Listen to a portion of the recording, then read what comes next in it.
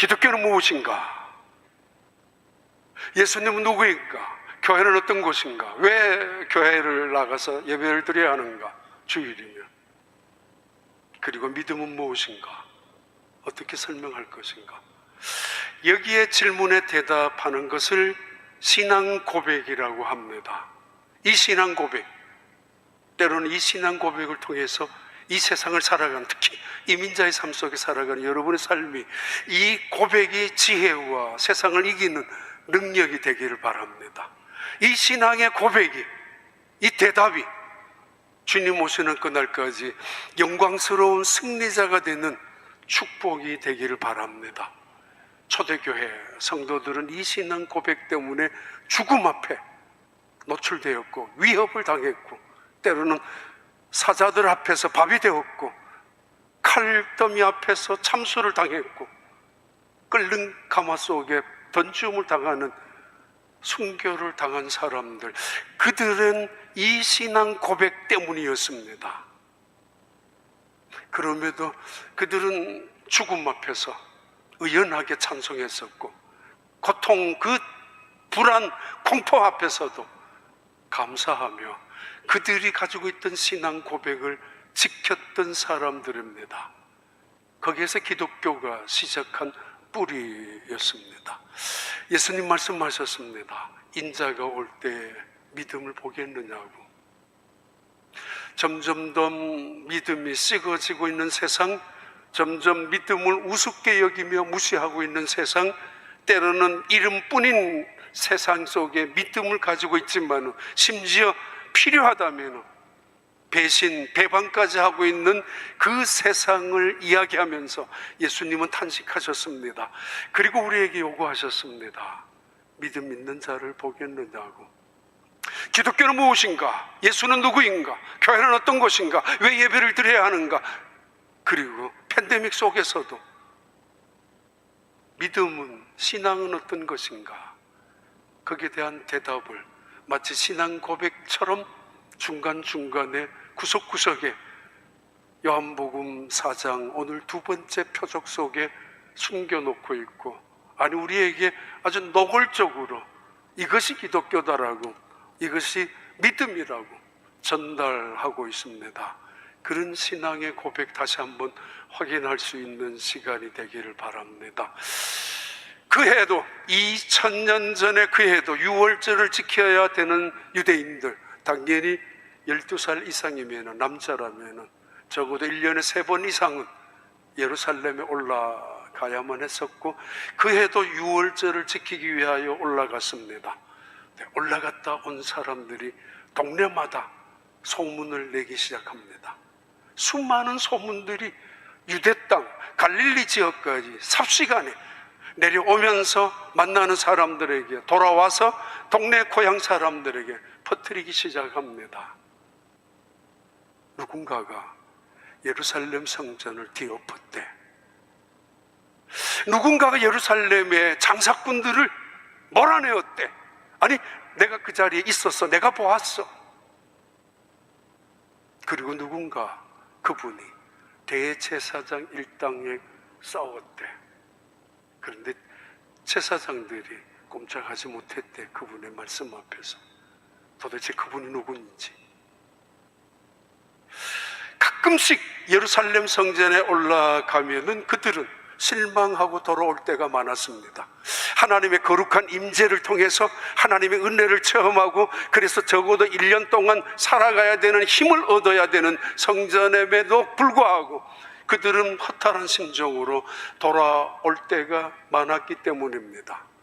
제사를 드렸지만은 장사꾼들의 속임수나 음모를 통해서 형편없는 제물로 갖다 바치고, 예배를 드렸고 때로는 서기관들을 통해서 말씀을 배웠지만은, 그러나 하나님의 영광과는 전혀 관심 없는 대제사장 일당들과 서기관과 심지어 사두개파들과 더불어서, 헤롯 땅과 더불어서 그들은 그 성전을 거짓 종교로 까리를 틀고 있었던 그때, 그들은 예루살렘에 가서 하나님의 영광을 바라보고 오는 것이 아니라 마음속에 분노를 삼키고 돌아와야 했었습니다.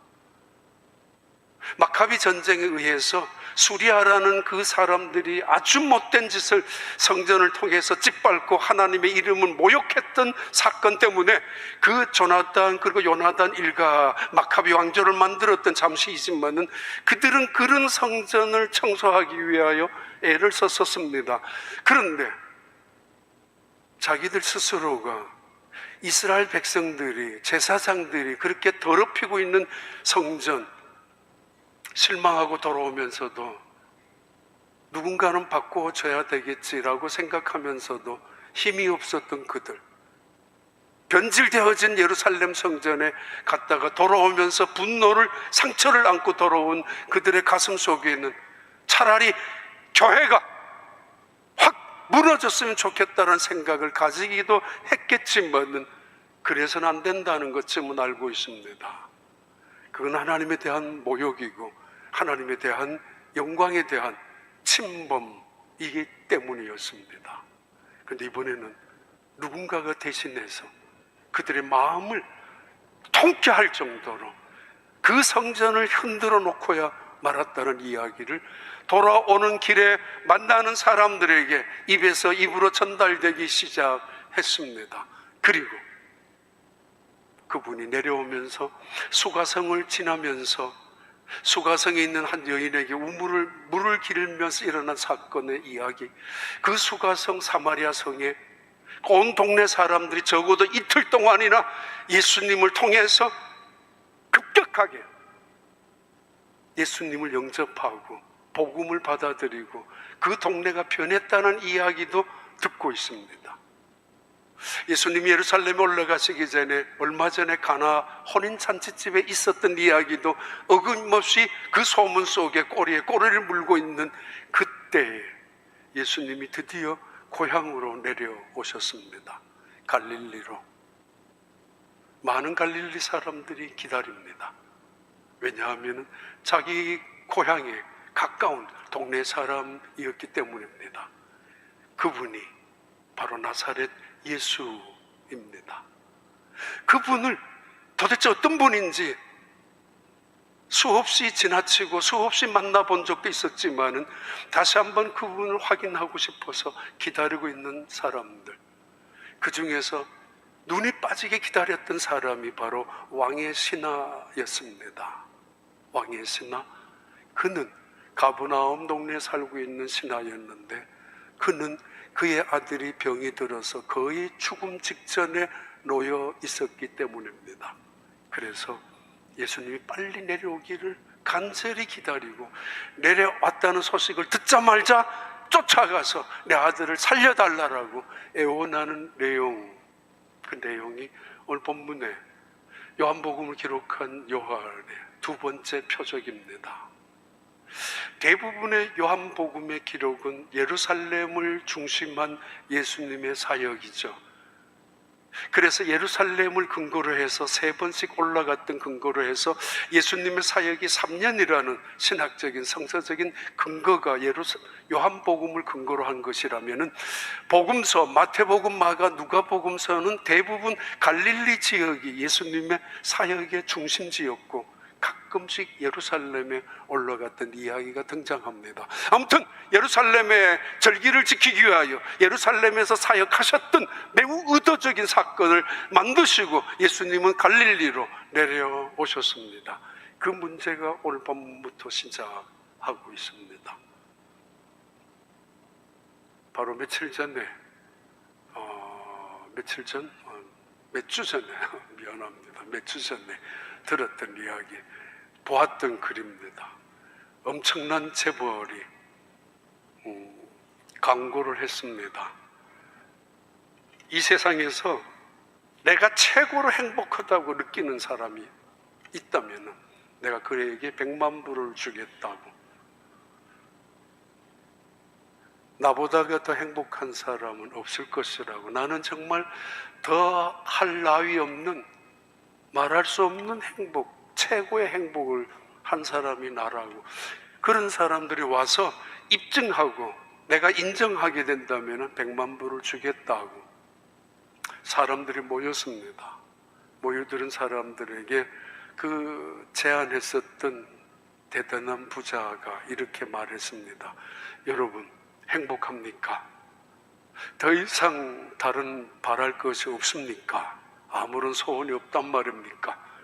그렇다면 100만 불도 필요 없지 않습니까? 돌아가세요. 100만 불을 무슨 핑계를 댈 수 있겠죠. 나 100만 불 받아서 좋은 일 하려고 그랬다고.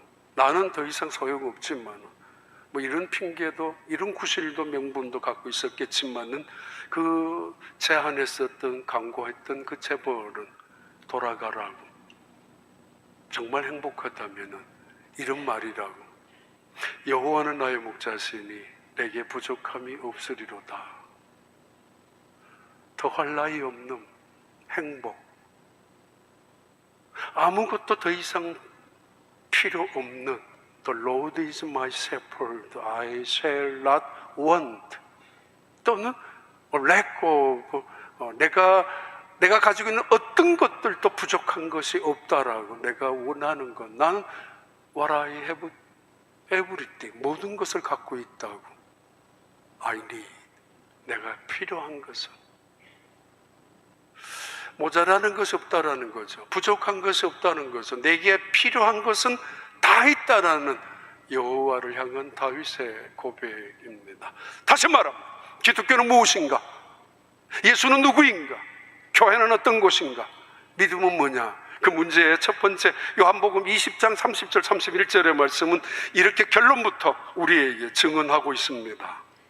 예수께서 제자들 앞에서 이 책에 기록되지 아니한 다른 표적도 많이 행하셨으나 오직 이것을 기록함은 너희로 예수께서 하나님의 아들 그리스도이심을 믿게 하려 함이요 또 너희로 믿고 그 이름을 힘입어 생명을 얻게 하려 함이니라. 기독교는 무엇인가? 이 질문의 대답은 하나입니다. 나사렛 예수를 하나님의 아들로 믿는 것이 기독교입니다. 예수는 누구인가? 라는 질문 속의 고백은 이 세상의 나사렛 땅에 오셨던 예수님은 성령으로 잉태하셔서 그리고 우리의 죄를 위하여 하나님이 그 죄의 값을 지불하기 위하여 이 땅에 보내신 메시아이며 죽은 자 가운데서 다시 살리신 하나님, 그 하나님이 보낸 메시아, 그분이 예수라는 사실을 고백하는 것, 그것이 믿음, 아니 그것이 신앙 고백입니다. 그분을 통해서 구원을 얻고 그분 안에서 믿음, 그분 안에서 영생을 얻게 되는 것. 그런데 그분이 이 세상에 오셔서 수많은 기적을 행하셨는데 요한은 그 예수님의 수많은 기적들 중에 7가지만 선별해서 두 번째 오늘 매우 의도적으로 우리에게 단서를 또 한 번 던지고 있습니다. 예수님께서 갈릴리에 내려오셔서 가나안 땅에서 2번째 행하신 표적이라고. 그 본문이 이렇게 시작합니다. 요한복음 4장 43절 45절입니다. 이틀이 지남에 예수께서 거기를 떠나 갈릴리로 가시며 친히 증언하시기를 선지자가 고향에서는 높임을 받지 못한다 하시고 갈릴리에 이르심에 갈릴리인들이 그를 영접하니 이는 자기들도 명절에 갔다가 예수께서 명절 중 예루살렘에서 하신 모든 일을 보았음이더라. 좀 밸런스가 안 맞는 조금 엉뚱한 말씀들이 중간중간 등장하는데 그 중에 하나죠. 선지자는 자기의 고향에서 환영받지 못한다라고 마가복음 6장에 언급되죠. 예수님의 동생 야고보, 그리고 요한, 빌립, 시몬, 유다, 이 동생들과 그의 누이들이 예수님이 살았던 나사렛이라는 동네에 다 알려진 그때 동네 사람들이 말했지 않습니까? 저 예수님은 마리아의 아들 아니냐고, 저 예수님은 요셉의 아들 아니냐고. 그의 형제들이, 야고보를 중심으로 형제들이 있고 그의 누이 동생들이 있는데 무슨 선지자냐라고. 그랬을 때 예수님께서 하신 말씀이죠. 아니, 마음속으로 생각했던 거죠. 참 이상하다고, 이상히 여겼죠. 그만큼 보여줬으면 믿을 법도 않고, 이만큼 은혜를 받았으면 봉사할 법도 않고, 그 정도 기적을 그들에게 눈앞에서 보여줬다면은 무릎을 꿇고 예수님 앞에 회개하고 믿어야 할 텐데도 가장 가까이에서 가장 많은 시간에 그를 지켜보았으면서도 믿지 못했던 고향 사람들을 향하여 마음속에 안타까움과 탄식을 했었던 예수님. 근데 오늘 본문은 그가 갈릴리로 돌아오기를 눈꼽아 기다렸던 고향 사람들, 그들이 예수님을 환영하고 있는 말씀으로 배치하고 있습니다. 또 하나는 한 사람이 등장하죠. 46절 48절. 예수께서 다시 갈릴리 가나에 이르시니 전에 물로 포도주를 만드신 곳이라. 왕의 신하가 있어 그의 아들이 가버나움에서 병들었더니 그가 예수께서 유대로부터 갈릴리로 오셨다는 것을 듣고 가서 청하되 내려오셔서 내 아들의 병을 고쳐주소서 하니 그가 거의 죽게 되었음이라. 예수께서 이르시되 너희는 표적과 기사를 보지 못하면 도무지 믿지 아니하리라. 또 하나의 모습 같은 대답이 있죠. 예수님의 책망, 점잖은 책망이지만은 거절의 의사가 조금은 보여지는 표현 아닙니까? 내 아들 고쳐주세요. 빨리 오셔서 고쳐주세요. 당신은 할 수 있습니다. 라는 의미의 간청이 시작되는데 그를 향한 예수님의 대답입니다. 너희들은 기적이나 이사가 없으면 믿지 않는 것 같아. 어떻게 그러냐고. 그건 거절하는 것 같죠. 근데 마지막에는 다시 가르쳐줘요. You never believe it unless you see the sign and the miracle. 만약에 너희들이, 또는 대부분 이야기는 왕의 신하 한 사람한테만 아니라 people, 대부분 일반적인 사람들이, 지금 구경꾼들이 호기심으로 때로는 그 소문을 듣고 많은 고향의 사람들이 운집하는 가운데 그들을 향하여 함께 이야기하죠. 너희들은 기적을 보기 위하여, 너희들 어떤 이적을 보기 위하여 온 것 같은데 그거 없으면 믿지 않는 너희들에게, 그런 상황 속에서 예수님은 결국은 이 왕의 신하의 병을, 아들의 병을 고쳐줍니다. 이것도 조금 안 맞는 내용이지만 우리에게 특별히 원하는 의미가, 뜻이 있습니다. 고난을 통하여 우리에게 하나님은 믿음을 원하십니다. 위기나 때로는 인생의 고비 속의 환난을 통해서 하나님은 그 환난 속에서 절박함을 가지고 주님 앞에 찾아오게 하고, 간절함을 통해서 기도하게 하고, 절박함을 속에서 겸손하게 만들고 하나님을 배우게 만들지만은, 절박한 문제보다 더 중요한 것은 우리에게 믿음이라는 과목을, 레슨을 시키기 위해서입니다. 우리는 절박함으로 빨리 병을 고쳐주세요. 우리는 간절함으로 하나님을 향하여 내 아들을 죽은 자 가운데서 살려달라고 요청하고 싶어서 찾아왔지만은, 하나님은 때로는 기다리시고 때로는 외면하시고 그렇게 보일 때가 있죠. 우리에게 원하시는 것이 믿음 때문입니다. 문제만 해결되면은 돌아서는 사람들, 기도 응답만 받으면 더 이상 하나님이 필요도 없는 사람들 있습니다. 타임지에 몇 번이나 표지 인물로 장식되었던 미국에서 10대 설교가 중에 한 사람인 T.D. 제이크스가 있습니다. 달라스에 지금도 목회합니다. 몇 년 전에 우리가 리포지션 플레임 가지고 사역을 2년 동안 했던 거, 리포지션 했는데 그 제목을 처음 했던 분이 이분입니다. 리포지션 yourself. 그분이 했던 이야기입니다. 변명하지 말고 지붕 위로 올라가서 지붕을 뜯으라고. 그리고 형통이란 결과가 아니라 과정입니다라고.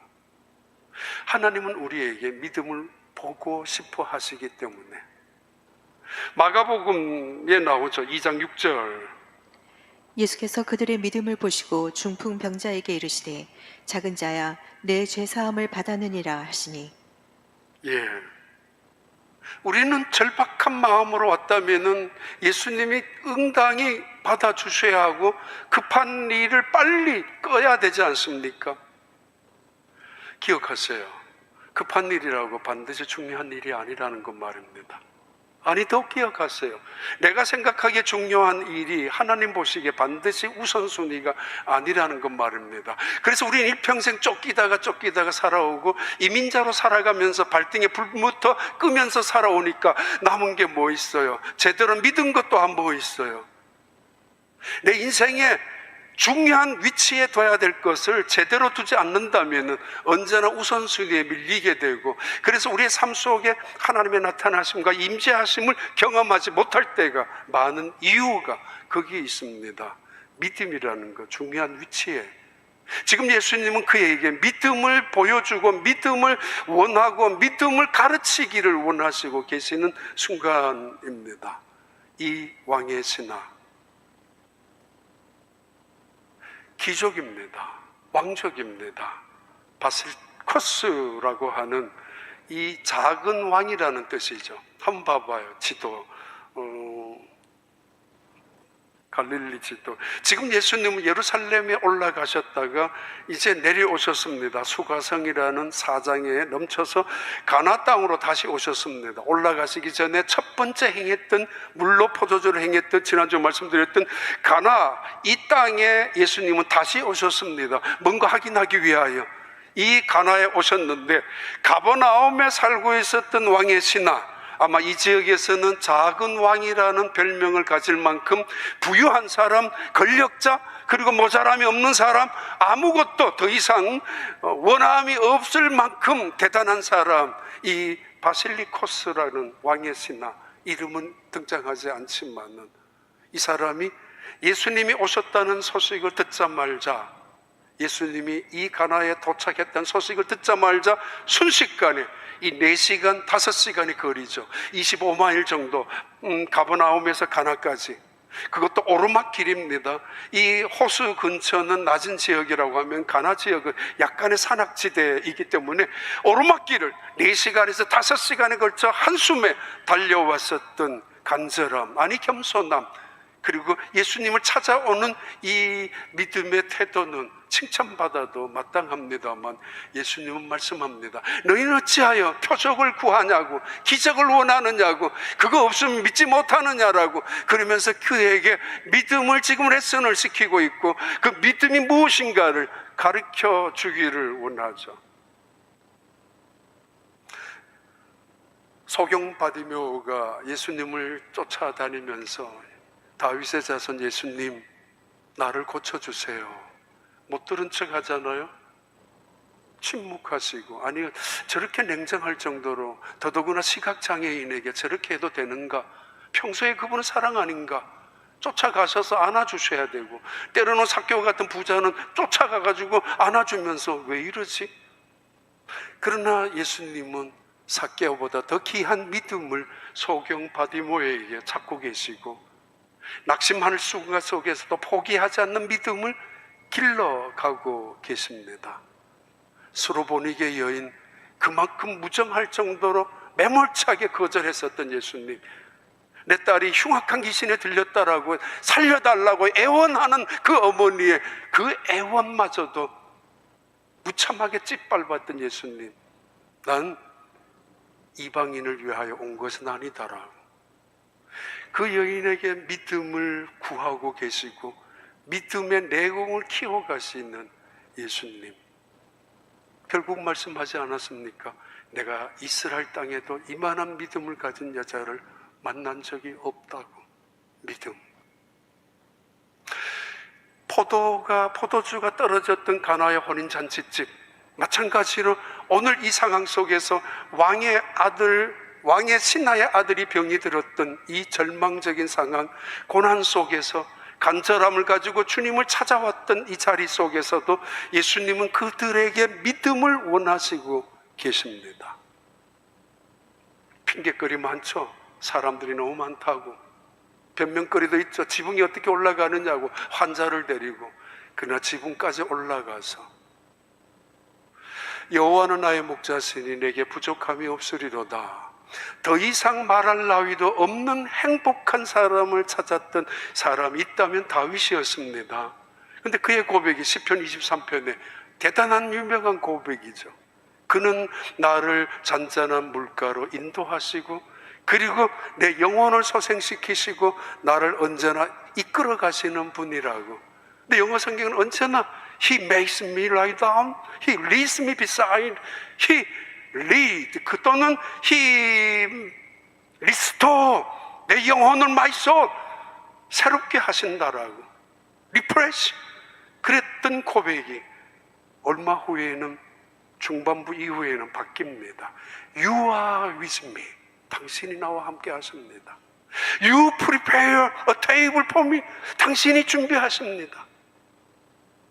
그리고 You anointed my head. 내 머리에 기름을 발라주셨다. 그분이 나를 인도하시고 그분이 나를 지켜주시는 분에서, 그분이 나와 함께 하시는 분에서 이제는 당신이 나 곁에 계십니다라고 새로운 고백으로 바뀌어주는데, 그가 죽음의 과정을 통과한 이후부터입니다. 내가 사망의 음침한 골짜기로 다닐지라도 그의 지팡이와 그의 막대기가, 주님의 로드, 그의 지팡이, 그것이 나와 함께하는 이 순간 이후에 죽음이라는 시련, 고난이라는 아픔, 때로는 절망이라는 그 인간의 연약함을 깨닫고 인간의 한계를 정확하게 인정하고 있는 그 순간 이후에 주님과의 친밀한 교제가 시작되죠. 진심으로 믿음이 시작된다는 거죠. 참으로 하나님을 향한 고백이죠. 그분이 모든 것을 준비하신다고. 당신이 You prepare the table. 우리에게 시련이 왜 있는가, 고난이 왜 있는가? 때로는 이거 없으면 겸손한 적도, 이거 없으면 예수님을 찾을 이유도 없었던, 기도하지도 않고 살아가는 우리들이었지 않습니까? 그럼에도 찾아온 우리에게 기다렸다는 뜻이 한마디 하십니다. 기적을 원하느냐고. 아니야, 믿음을 내가 보고 싶다고. 일부 때 말씀드렸는데 혹시 용서하시고, 한 15년, 20년 된 것 같아요. 우리 교회 어떤 집사님, 갑자기 남편이 떠나간 다음, 돌아가시고 난 다음 너무도 심각한 우울증에 걸려 있었죠. 그것도 미국이라는 공권력에 의해서 솔직히 말하면 억울할 정도로 하는 순간에, 설마 하는 순간에 그 건장한 젊은이가 하나님 품에 갔습니다. 그리고 나서 한국에 계셨던 그 여자 집사님의 아버지가 편지를 딸에게 보냈고, 그 편지를 저한테 전달하면서 그 집사님이 저한테 편지를 보낸 거 있습니다. 오래전입니다. 남편을 떠나보내고 두 딸을 키워야 되는 걱정보다는 허탈함, 하나님에 대한 원망. 언니가 미국 어느 한 모퉁이에서 형부하고 교회를 개척해서 있는데, 언니에게 태어난 아들이 내가 3분의 1을 절개시켜버려서 무슨 그 치명적인 병 때문에 발달장애로, 그러면서도 목회하는데 얼마나 힘들게 하는 만난 적이 있죠. 우리 교단이기 때문에. 그리고 장례식 때도 왔습니다, 그 목사님. 그리고 자기 오빠 3남매인데 그 여자 집사님 오빠는 그래도 미국에서 MIT도 졸업하고 석사까지 받고 미국 직장 생활하다가 어떤 충격적인 그 마음의 아픔을 당하고 오랜 시간 방황하다가 다시 예수님께 돌아오려고 하는 그때 자기 남편마저도 죽었단 말이에요. 그 아픔을 두고 아버지가 편지 한 편지가 저한테 보냈습니다. 만난 적도 없는데 아주 두툼한 편지예요. 왜냐하면 창호지에 붓글씨로 쓴, 가끔은 술을 거나하게 드시고 도대체 신이 이럴 수가 있는가, 내 아들을, 내 딸을, 그리고 막내딸 사랑하는 남편마저도 내가 그렇게 잘못했다면 내가 벌 받아야지, 왜 내 자식들이 그렇게 살아가는 내 자식들에게, 그것도 사실 믿음으로 살아가려고 하는, 잘못한 것도 하나도 없는 내 자식들 가정 속에 고통을 주시느냐고. 언덕 위에 올라가서 캄캄한 밤에 빨간 불이 켜진 십자가를 바라보면서 그렇게 원망을 하고, 그리고는 때로는 잠겨있는 교회 문을 발로 차고 들어가서 하나님과 싸워보기도 하고, 그런 내용들을 적은, 눈물로 적은, 피눈물로 적은 그런 편지. 근데 그 따님이 그 아버지에 대한 설명을 하면서 언급하면서 저한테 한 내용 드립니다. 목사님 감사합니다. 그래도 우리가 이런 시련, 이런 절망을 통해서 아버지가 하나님, 성경을 읽으면서 위대하신 하나님을 찾으려고 그렇게 몸부림을 치고 있고, 그 살아계신 하나님을 만나고 싶어서 교회 문을 그렇게 두들기고 계시는 이것만 해도 축복 아니냐고. 그리고 그 집사님이 20년 전쯤, 15년 주일 예배마다 그렇게 간절하게 기다릴 수밖에 없었다고. 하나님 없이는 살아갈 수 없기 때문에 그 고통 속에서 하나님은 우리에게 먼저 믿음을, 그리고 믿음의 길로 이끌어 가시는 분입니다. 볼까요? 요한복음 4장 49절 51절까지. 신하가 이르되 주여 내 아이가 죽기 전에 내려오소서. 예수께서 이르시되 가라 내 아들이 살아있다 하시니 그 사람이 예수께서 하신 말씀을 믿고 가더니 내려가는 길에서 그 종들이 오다가 만나서 아이가 살아있다 하거늘. 예수님 지금 말씀하십니다. 왕의 신하 아들을 고쳐달라고 왕이 to come, 같이 가자고. to heal, my son 지금 almost died, 아니 거의 close before his death, 그의 죽음 앞에 놓여져 있다. 근데 예수님께서 그냥 가라고 고 말씀하십니다. 지금 왕의 신하는 기적을 원합니다. 지금 왕의 신하는 지금 당장 내 아들을 고쳐달라라는 요구를 하십니다. 기도 응답이 지금 이루어져야 됩니다. 여기서 어떤 방법이든지 아니면 같이 가야 합니다. 가서 안수하고 기도해 주기를 원합니다. 근데 예수님은 하나의 말씀만 던져줍니다. 가라고. 뭐예요? 말씀만 주십니다. 믿음이 뭔지, 기독교가 어떤 것인지, 신앙은 어떤 곳인지, 교회는 어떤 곳인지를 우리에게 계속 단서를, 실마리를 주고 있지 않습니까? 가라. 아니 손에 잡혀야, 눈에 보여야 가는 발이 발걸음이, 빈손으로 어떻게 갈 수 있습니까? 근데 중요한 거는 이 사람은 갔습니다. He took him, 예수님을 받아들였고, He took his words, 그의 말씀을 받아들였고, 그리고 he departed, 출발합니다. 믿고. 하나님이 우리에게 여전히 원하시는 것은 대단한 업적이나 공로나 대단한 어떤 실적을 원하는 것이 아니라, 하나님이 우리에게 원하시는 것은, 두 번째 원하는 것은 순종입니다. 성실함입니다.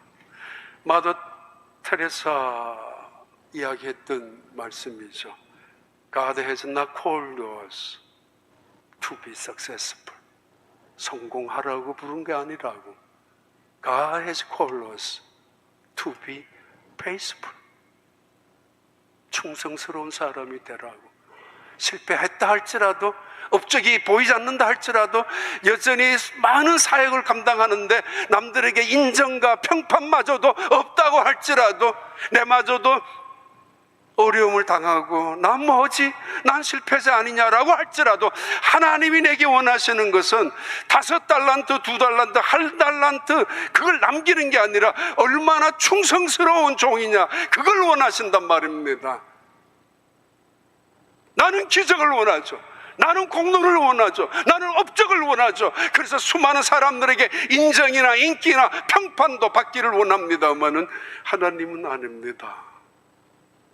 성실함을, 신실함을, 바로 그것을 가르치고 보여주기 위하여 지금 말씀하고 있습니다.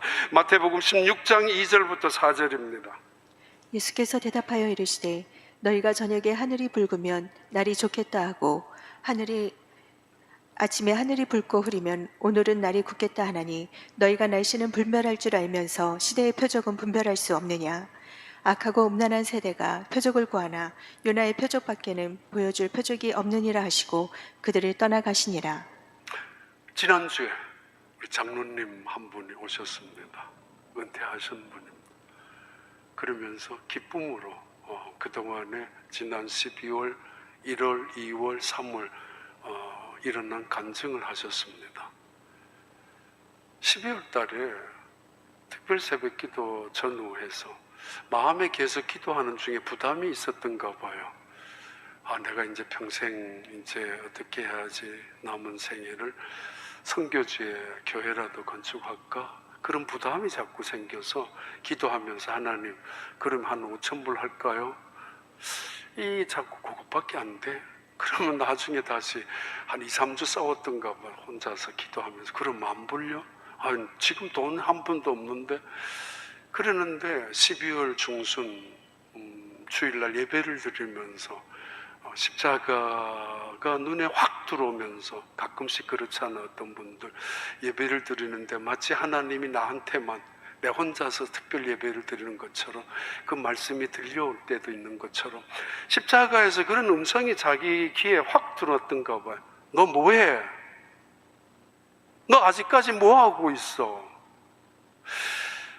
얼마나 헌금할 것인가, 거기에 대한 따지고 있는 거, 그것 때문에 말씀한 것보다가 너 앞으로 남은 인생이 얼마나 될 것 같은데 아직까지 그렇게 머뭇거리고 아직까지 뭐 계산하고 살아가느냐고, 그런 식으로 들렸던가 봐요. 이게 그러면서 다시 기도를 시작했던가 봐요. 하나님, 어떻게 해요? 그러면서 이제 기도 단위가 점점 커졌던가 봐요. 근데 그래도 마음에 확신이 안 생겨 있는데 금년에 들어와서 새벽 기도를 늘 나오세요. 권사님하고. 모래 언덕이 여기 꽉 있더래. 모래 언덕이 보이는데 이 앞에 그 중에 하나, 모래 한 톨, 그 생각이 들었던가 봐. 하나님이, 너는 어떻게 이 많은 모래알들 중에서 그 한 톨 내가 달라고 하는데, 내가 필요하다는 하는데 이건 못 줘? 이게 아까워? 평생 예수 믿으면서 선교를 많이 하셨습니다. 1년이면 5번, 6번, 7차례 선교지 다녀오면은 한 해 다 뭐 비즈니스 하셨지만은 그것보다도 더 그 맡은 그 사역을 위해서 그렇게 하셨는데, 저한테 달려온 이유는 너무 기뻐서. 왜 기쁘냐고 그러니까 그거 책망 아니냐고 그렇게 생각할 수도 있는데, 하나님이 나에게 이 수억만 개도 넘는 모래알 같은 은혜를 주셨다고 생각하니까 너무도 기쁘더래. 미국 땅에 와서 열심으로 살아가면서 때로는 비즈니스 하면서 그 어려움을 많이 당했지 않습니까? 그 위험한 중에서 총기 사고도 한두 번 경험하지 않았습니까? 자식들 키워가면서 아픈 일 왜 없었습니까? 그런데 지금까지 하나님께서 받은 내게 주신 은혜가 모래알같이 많았었다고.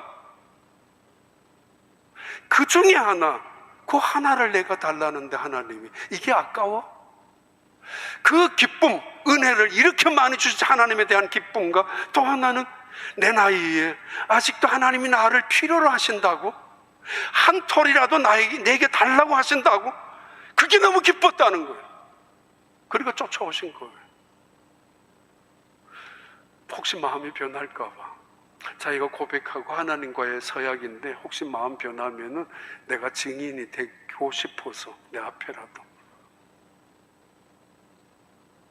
하나님 우리에게 베풀어 주신 수만 가지 은혜들, 우리는 때로는 눈에 보이는 굉장한 기적이나 업적을 드러내고는 싶지만은 하나님은 우리에게 품성을 기르시기를 원합니다.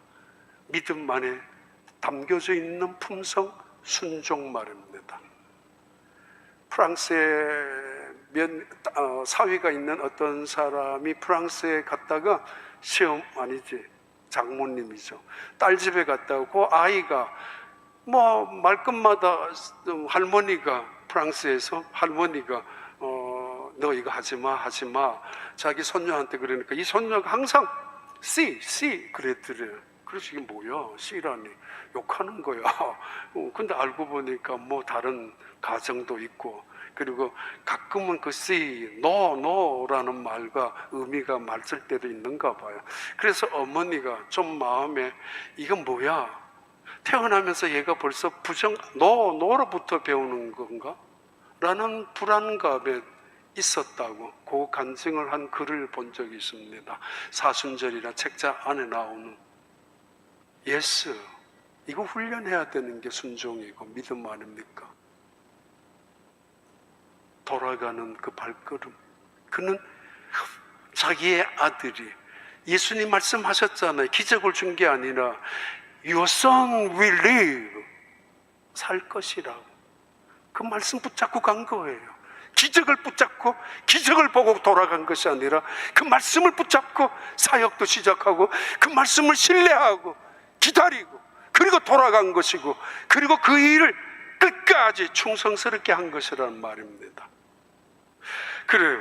요한복음 4장 50절, 53절, 4절 봐요. 예수께서 이르시되 가라 내 아들이 살아있다 하시니 그 사람이 예수께서 하신 말씀을 믿고 가더니 그의 아버지가 예수께서 내 아들이 살아있다 말씀하신 그때인 줄 알고 자기와 그 온 집안이 다 믿으니라. 이것은 예수께서 유대에서 갈릴리로 오신 후에 행하신 두 번째 표적이니라. 여호와는 나의 목자시니 내게 부족함이 없다. 더할 나위도 없는 행복함. 다윗 왕이라서요? 많은 금은을 소유했다고요? 아니면은 질병 한 번도 없었고 원수들조차 없었다고요? 아닙니다. 우리가 겪을 수 있는 모든 고난을 다 겪었던 사람이 다윗입니다. 쫓김, 배신, 질병, 그리고 추락, 그리고 오해, 억울함, 눈앞에서 죽어가는 순간들을 경험했었지만은 그에게 고백이 아닙니까?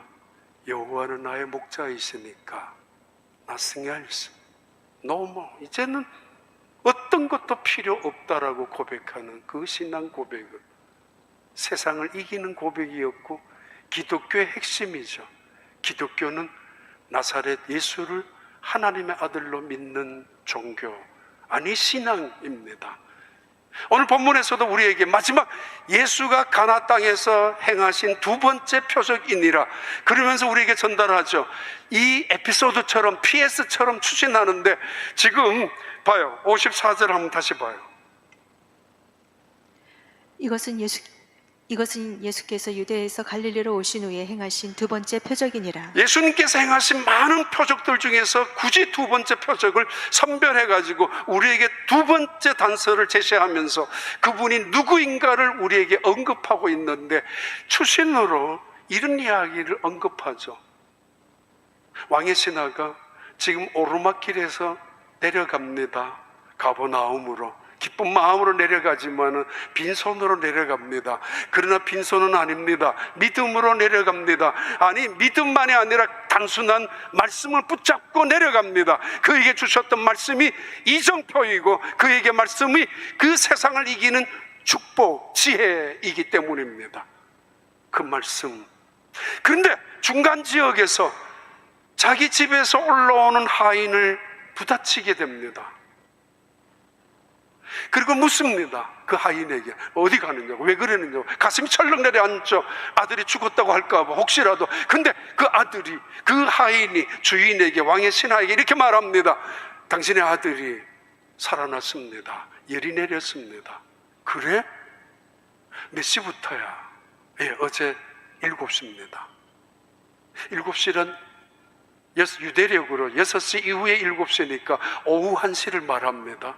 그렇다면 적어도 너의 아들이 살아날 것이다라는 이 말씀을, 약속을 믿고 신뢰한 이후에 최소한 5시간 이상은 예루살렘에 머물러 있었다는 거, 그 가나에 머물러 있었다는 것이고, 평온한 마음으로, 조바심으로, 불안한 마음이 아니라 가장 말씀을 붙잡고 믿기 시작하면서 찾아오는 평안함, 그리고 소망, 인간의 앙심을 품고 소망을 갖고 있는 것이 아니라 두고 봐, 이런 의지가 아니라 평안한 마음으로 기다렸던 이 왕의 신하가 그 다음날 가다가 아들을 지키고 있었던 머슴을 만났다는 것이고, 머슴의 증언입니다. 바로 그 시간 예수님이 말씀하셨던 그 시간입니다. 너희 아들이 살아날 것이야. 그때에 그 말씀했던 그 순간에 가버나움에 적어도 20마일, 25마일이나 떨어져 있는 가버나움에서 고침을 받았다는 것입니다. 대단하죠? 스피커, 아니 인터넷, 한국에서 인터넷 이메일 보내봐요. 1초, 3초, 5초 안에 지구 땅 저쪽에서 인터넷으로 미국 땅에 도착합니다. 인간이 만든 지혜, 지식도 굉장합니다. 아니, 오늘 여기서 만드는 영상이 온 세계에 다 떠돌아갈 수 있습니다. 누구나, 어느 지역에서는. 굉장하죠, 인간의 지식. 어찌 천지를 창조하신, 말씀으로 창조하신, 오늘 또 전 세상을 주권자이신 하나님의 능력이 인간의 지혜보다 못하겠습니까? 인간의 지혜도 대단한 능력을 갖고 있는데, 한국 땅에서 저 집사람 노아라는 말 한마디가 얼마나 크게 들리는지. 아니, 하나님의 말씀이, 살아있는 말씀이 오늘 내 영혼에 떨어진다면, 예수, 순종하기 시작한다면 우리에게 어떤 일이 닥칠까요? 그리고 왕의 신하는 그 말씀을 붙잡고 나아가지만은 그는 바로 예수님을 만나기 시작합니다. 기적이 해결되고 문제가 해결되고 우리가 응답받고 나면은 예수님을 떠나는 사람들, 예수님을 없인 여기고 이제 필요 없다고 여기는 사람들, 적당한 풍요를 가지고 적당하게 여생을 즐기는 사람들도 있겠지만은, 그러나 왕의 신하는 그 예수님을 잃지 않습니다. 결코 포기하지 않습니다. 그는 고난 속에서, 시련 속에서, 아니 말씀의 순종 속에서 예수님을 만났습니다. 베드로, 깊은 곳에 그물을 내리라고. 그 순간 그는 많은 물고기를 잡았지만은 물고기를 만난 것이 아니라 예수님을 만났지 않습니까? 믿음으로 예수님을 경험하지 않습니까? 그분이 메시아라고, 그분이 하나님의 아들인 것을 고백하지 않습니까? 그 고백이 세상을 바꾸어나가는, 그리고 세상의 죽음마저도 이겨나가는 영광스러운 고백 아닙니까? 봐요, 누가복음 8장 3절. 헤롯의 청지기 구사의 아내 요한나와 수산나와 다른 여러 여자가 함께하여 자기들의 소유로 그들을 섬기더라. 왕의 신하가 누구였을까? 다시 8절 3절. 헤롯의 청지기 아니 잠깐만 봐봐. 3절로 다시 되돌아가 봐요. 거기 우리 성경 구절. 저기 있구나. 미안해. 읽어봐요. 헤롯의 청지기 구사의 아내 요한나와 수산나와 다른 여러 여자가 함께하여 자기들의 소유로 그들을 섬기더라. 이때 왕의 신하의 이름이 구사가 아니었을까? 아니라 하더라도 어떻게 왕족의 후손인 귀족들이 요한나와 수산나까지 예수님을 믿을 수 있었을까?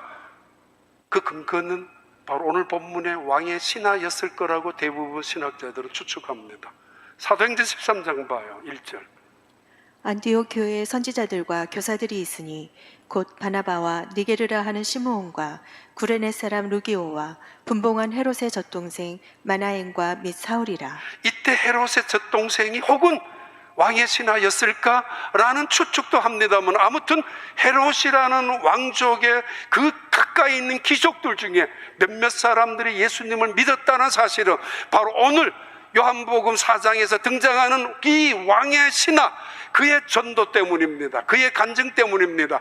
그는 아들을 고친 것보다 예수님을 만나는 사건이 문제를 해결한 것보다 예수 그리스도가 내 인생에 개입되면서 그분을 내가 주님으로 고백했다는 사실이 엄청난 축복이라는 것을 알고 있었기 때문에 세상 말만 열면 남의 비판이나 세상 말만 열면 지자랑이나 하는 인생이 아니라 말을 통해서 예수님이 누구인가를 자랑하고 예수님이 어떤 분인가를 증언하며 예수님이 나에게 어떻게 나타나셨는지를 간증하는 감격, 그 증언이 온 세상을 뒤흔드는 축복의 말이 되었습니다.